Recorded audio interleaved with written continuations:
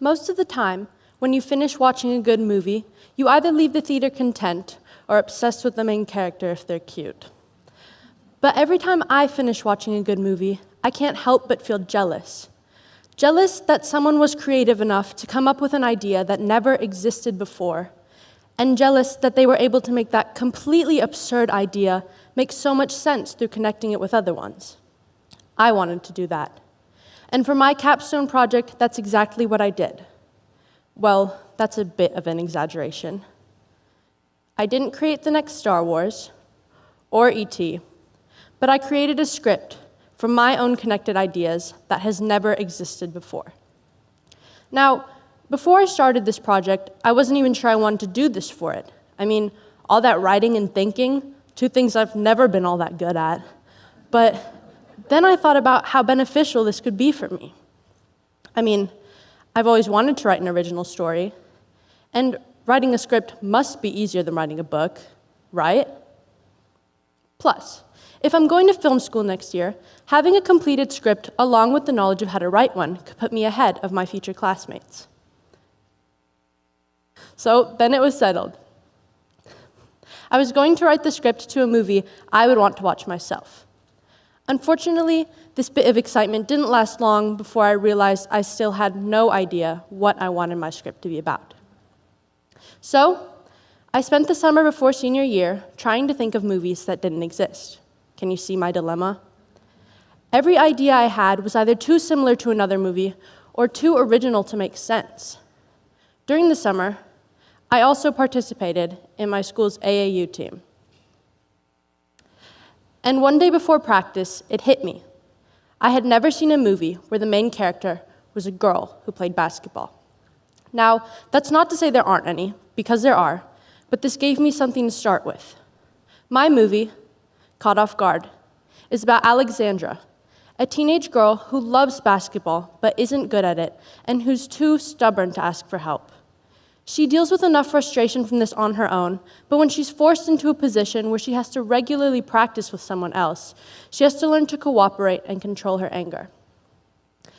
Once I had the overall concept of what I wanted my movie to be about, I knew three things.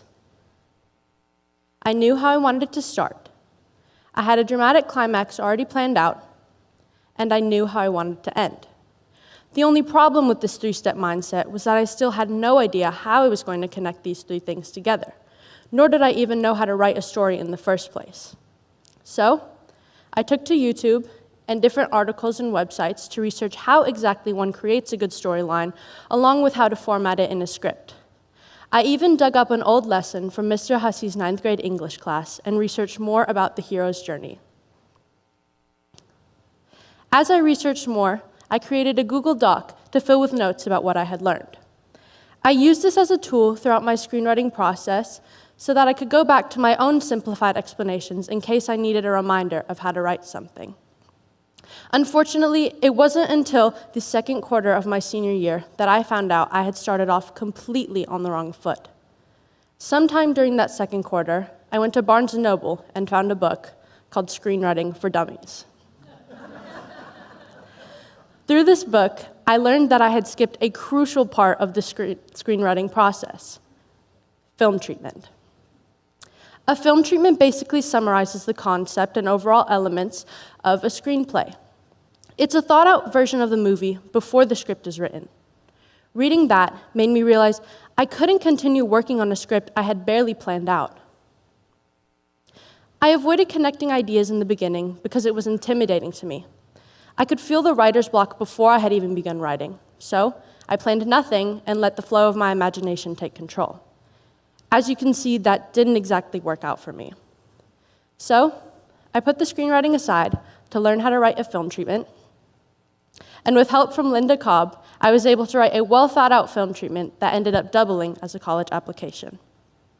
Finally, I was able to get back to script writing.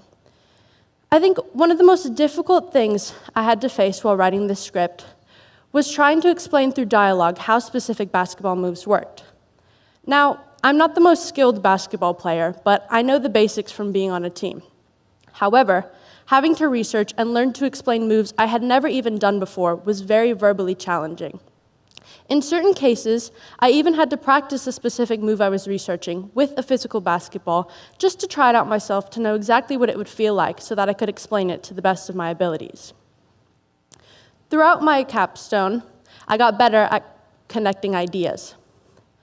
But I think the most interesting part about this project was learning that sometimes, even if you have everything in your story connected, as you write, the story sometimes will find a better way to connect itself. And this happened to me multiple times throughout my script writing. And after reflecting, I realized that's kind of how life is. I'm sure many of us have a plan, or at least an idea of how we want our lives to turn out, especially as high schoolers. And along the way, we'll find sometimes things in life don't go exactly the way we want them to. But in the end, it's what we learn from those experiences and how we react to them that makes a difference. Thank you.